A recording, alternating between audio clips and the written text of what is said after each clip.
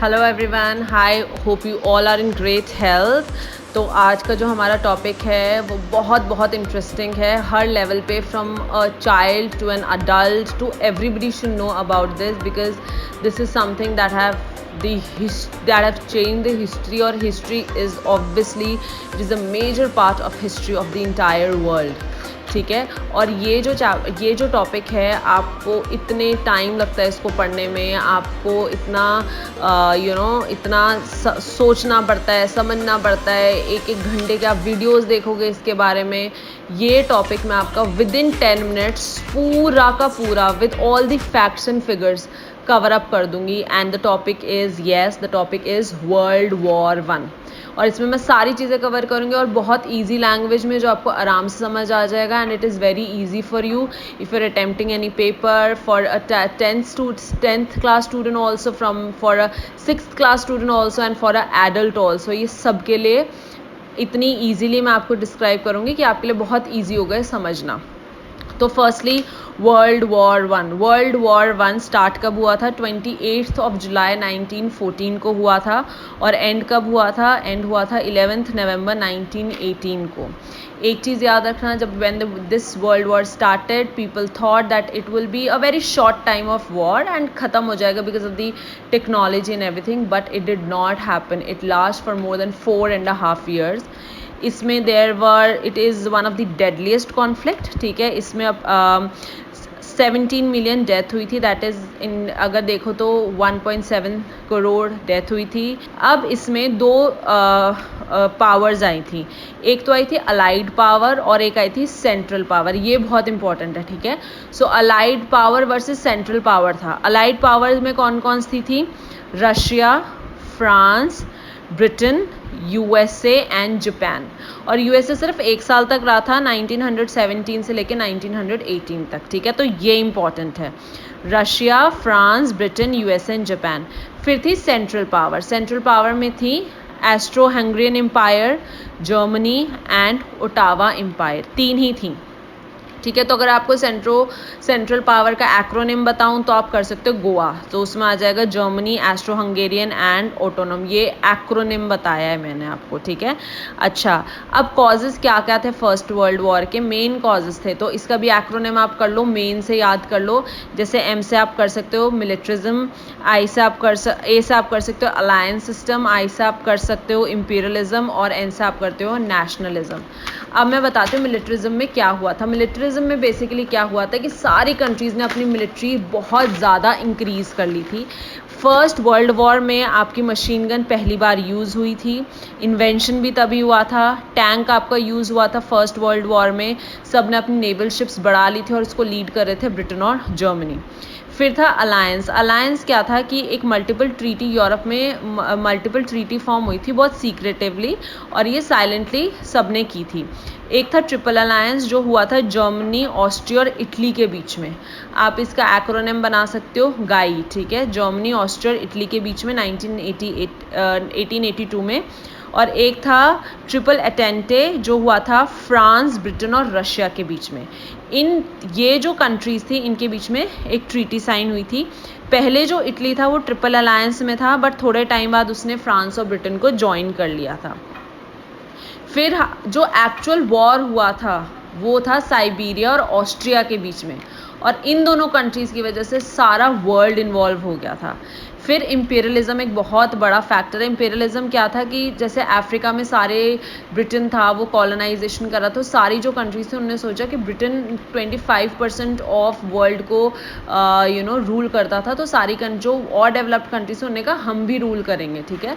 तो colonisation form होने लगी थी, कॉलोनी होने लगी थी। फिर था नेशनलिज्म 19th सेंचुरी में यूरोप में पीक पे नेशनलिज्म था, ठीक है। जैसे इटली में, जर्मनी में पीक पे नेशनलिज्म था, और ये लोग सोचते थे अगर हम वॉर करेंगे तो ही हम एक पावरफुल कंट्री बन पाएंगे, अदरवाइज नहीं बन पाएंगे। अदर कॉजेज़ क्या थे? अदर कॉजेज़ थे कि रशिया का जो इंटरेस्ट था इन स्टेट ऑफ डैंडलनेस, क्योंकि वो रशिया का ट्रेड रूट पड़ता था, तो रशिया को लगा इससे पहले कोई और कंट्री इसको कैप्चर करे, हमें इसको कैप्चर करना ही करना है। फिर सबको लगा था कि वॉर बहुत जल्दी एंड हो जाएगा बिकॉज ऑफ टेक्नोलॉजी, पर ऐसा नहीं हुआ। फिर मीडिया, बुक्स, मैगज़ीन इन लोगों ने बहुत पंप किया, जिसकी वजह से बहुत ज़्यादा रेज हुआ और वॉर इंक्रीज़ हुआ। जो सबसे ज़्यादा इम्पॉर्टेंट था बाल्कन वॉर, वो किस लिए हुआ? क्या हुआ था? जो ऑस्ट्रिया का प्रिंस था, ठीक है, ऑस्ट्रिया का जो प्रिंस था आर्च ड्यूक फ्रांस फर्डिनेंड, उनका असैसिनेशन हो गया था, ठीक है, बॉस्निया में। अब जब बॉस्निया में असैसिनेशन हुआ था तो ऑस्ट्रिया ने सोचा कि ये साइबीरिया ने करवाया, क्योंकि Siberia was supporting Bosnia.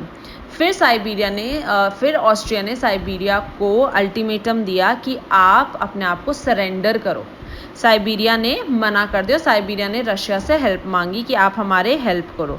Russia ने अग्री कर लिया। फिर ऑस्ट्रिया और हंगरी गए जर्मनी के पास कि आप हमारी हेल्प करो, क्योंकि उन्होंने एक ट्रीटी साइन की थी। जर्मनी ने बोला वी आर विद यू, हम आपकी हेल्प करेंगे, ठीक है। फिर ऑस्ट्रिया, हंगरी और जर्मनी ने मिलके साइबीरिया पे वॉर डिक्लेयर किया। जैसे ही साइबीरिया पे वॉर डिक्लेयर करा, रशिया ने जर्मनी पे वॉर डिक्लेयर कर दिया। जैसे ही रशिया ने जर्मनी पे वॉर डिक्लेयर कर दिया, फिर रशिया और फ्रांस की एक ट्रीटी हुई थी कि हम किसी उसमें होंगे वॉर में, तो आप भी होगे। फिर फ्रांस ने भी जर्मनी पे वॉर डिक्लेयर कर दिया। ऐसे करते करते फिर जर्मनी ने एंटर किया फ्रांस में, ठीक है, through the route of Belgium. और जैसे ही उसने फ्रांस में एंटर किया तो ब्रिटेन ने जर्मनी पे वॉर डिक्लेयर कर दिया, ठीक है। अब क्या हुआ था कि फ्रांस जो था वो जो जर्मनी था वो पेरिस नहीं जा पाया था, उससे पहले ही ब्रिटेन की आर्मी ने उनको स्टॉप कर दिया था। फिर जर्मनी ने रशिया को इन्वेड करा, ठीक है, और ऑटोमन एम्पायर ने भी रशिया को इन्वेड किया, क्योंकि उनको स्विस कैनाल चाहिए था वहाँ का, ठीक है। अब क्या था, ट्रेंचेस बने हुए थे बिटवीन जर्मनी एंड फ्रांस। अब उन ट्रेंचेस में बहुत सोल्जर्स रहते थे और सोल्जर्स की बहुत बुरी कंडीशन थी। फिर ग्लोबल वॉर कैसे हुआ? जो अफ्रीका की कॉलोनीज़ थी जर्मनी में, वो अटैक किया। ब्रिटेन और फ्रांस ने अफ्रीका की कॉलोनीज़ को अटैक किया। चाइनीज़ कॉलोनी जो थी उनको जापान ने अटैक किया, ठीक है। फिर उसके बाद जो ऑटोमन शिप्स थी उन्होंने रशिया को अटैक किया। तो ऐसे कर करके धीरे धीरे सारे के सारे, फिर एक गैलोपी कैंपेन था बाय एलाइज, जहाँ पर मोस्टली ऑस्ट्रेलियन और न्यूजीलैंड सोल्जर्स जो थे वो इंजर्ड थे। फिर उसके बाद जो जर्मन यू बोट्स थी उन्होंने अटैक किया अलाइड शिप को, जिसकी वजह से यूएस को इस वॉर में आना पड़ा। सो ये था बेसिकली वर्ल्ड वॉर। तो वर्ल्ड वॉर बेसिकली था साइबीरिया और ऑस्ट्रिया के बीच में, जिसकी वजह से because of the treaty sign, because of alliances जो भी हुए थे सारी कंट्रीज़ के बीच में, सारी कंट्रीज़ को वो ज्वाइन करना पड़ा। अब इंडिया का क्या स्टेटस था वर्ल्ड वॉर 1 में कि 13 lakh people fought world war 1, ठीक है। उन्होंने फ्रांस, मिडल ईस्ट, इराक और इजिप्ट में वर्ल्ड वॉर करा था। और जो इंडिया गेट में जो मेमोरियल है अभी भी उन सोल्जर्स का वहाँ पर ट्रिब्यूट है। So this is all about world war 1। आपको सिर्फ इतना ही पता होना चाहिए, ये ही पूरा वर्ल्ड वॉर 1 है। आप एक बार इस वीडियो को 1-2 बार सुनना, आपको अच्छे से समझ आ जाएगा। साइबीरिया और बेसिकली ऑस्ट्रिया थे, साइबीरिया और ऑस्ट्रिया हंगरी थे। ऑस्ट्रिया हंगरी का सपोर्ट किया जर्मनी ने और साइबीरिया का सपोर्ट किया रशिया ने। फिर जैसे ही जर्मनी और ऑस्ट्रिया हंगरी ने साइबीरिया पे वॉर डिक्लेयर किया, यहाँ पर रशिया ने जर्मनी पे वॉर डिक्लेयर कर दिया। और जैसे ही करा तो फ्रांस और रशिया की ट्रीटी थी, फ्रांस ने जर्मनी पे वॉर डिक्लेयर कर दिया। फिर जर्मनी को लगा कि फ्रांस को बीट करना ईजी है, तो पहले उन्होंने फ्रांस को बीट किया, उसके बाद उन्होंने रशिया को इन्वेड किया। तो ऐसे करके ये बेसिकली वर्ल्ड वॉर 1 हुआ था।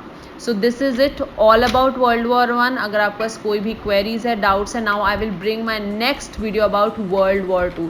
तो धीरे धीरे करके there will be many knowledgeable video that you will find on this YouTube channel. So if you're new to this YouTube channel, kindly subscribe our channel, like our video, share this video and keep increasing the knowledge. Thank you and have a great day ahead.